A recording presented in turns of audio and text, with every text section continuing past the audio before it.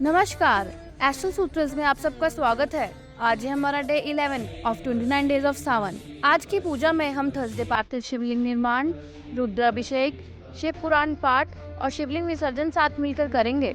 आज थर्सडे है, इसलिए आज शिवलिंग बनाते हुए हम बेसन को ऐड करेंगे ताकि श्री हरि विष्णु की कृपा से हमारा शिवलिंग और पवित्र हो जाए। अब बारी आती है शिव पुराण के विदेश्वर संहिता के 11वें अध्याय को पढ़ने की। इस पाठ में ऋषि पूछते हैं कि सूत जी, शिवलिंग की स्थापना कैसे करनी चाहिए, उसका लक्ष्य क्या है तथा उसकी पूजा कैसे करनी चाहिए, किस देश काल में करनी चाहिए और किस धातु द्वारा उसका निर्माण करना चाहिए। उत्तर में सूत जी कहते हैं कि किसी अनुकूल एवं शुभ समय में किसी पवित्र तीर्थ में, नदी आदि के तट पर अपनी रुचि के अनुसार ऐसी जगह शिवलिंग की स्थापना करनी चाहिए जहाँ नित्य पूजन हो सके। पार्थिव द्रव्य से, जलम द्रव्य से अथवा तेजस पदार्थों से अपनी इच्छा अनुसार शिवलिंग का निर्माण करके उसकी पूजा करने से उपासक को उस पूजा का पूरा फल प्राप्त होता है और संपूर्ण शुभ लक्षणों से युक्त शिवलिंग की यदि पूजा की जाए तो वह तत्काल पूजा का फल देने वाला होता है। यदि चल प्रतिष्ठा करनी हो तो उसके लिए छोटा सा शिवलिंग श्रेष्ठ माना जाता है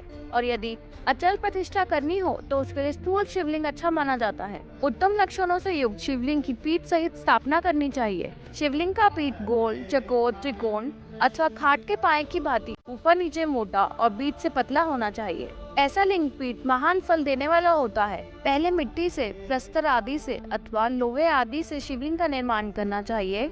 जिस द्रव्य से शिवलिंग का निर्माण हो उसी से उसका पीठ भी बनाना चाहिए। ऐसे ही शिवलिंग को उत्तम कहा गया है। ऐसा कहा गया है कि भगवान शिव के लिंग रूप की पूजा करने से सभी कष्ट दूर होते हैं और इच्छाएं भी पूरी होती हैं।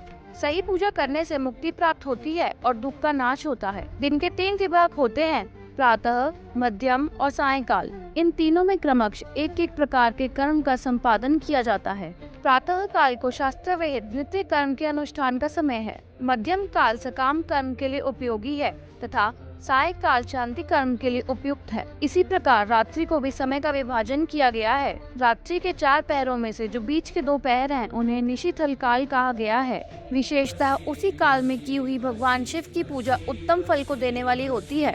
अपने अपने अधिकार के अनुसार कहे गए किसी भी कर्म के द्वारा शिव आराधना करने वाला पुरुष यदि सदाचारी है और पाप से डरता है तो वह उन क्रमों का पूरा फल प्राप्त कर सकता है। अपने अपने अधिकार के अनुसार कहे गए किसी भी कर्म के द्वारा शिव आराधना करने वाला पुरुष यदि सदाचारी है और पाप से डरता है तो वह उन क्रमों का पूरा फल प्राप्त कर लेता है।